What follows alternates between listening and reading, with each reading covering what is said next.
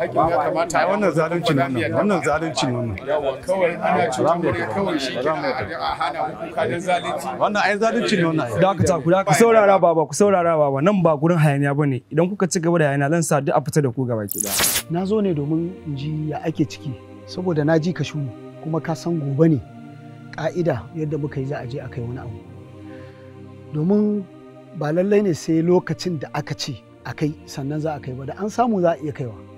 Alhaji, in fatin da kace na dawo nan kuma na dawo to gaskiya da magana ba wata sana'a da na kama saboda haka gaskiya kuɗi za su yi wayar samu a hannuna wallahi. Haka ne, to amma yanzu wani abu ya samu daga ciki wanda za a iya kaiwa? Wallahi babu. Bisa umarninka fa na dawo garin bisa umarninka na ɗaukaina na miƙa hannun hukuma bisa umarninka da shawararka na ansa wannan laifi bisa umarninka na yadda na shiga hannun hukuma domin ka tabbatar min da cewar ba za a wulaƙanta da ba amma ba rasta a iyaya abin yake nema ya zama wani iri.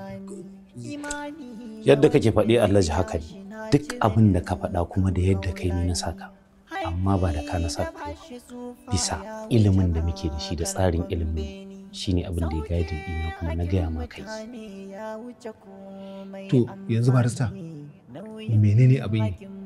Daga bangaren mu ko kuma daga bangaren 'yan sanda? Duka biyun mana duka biyun.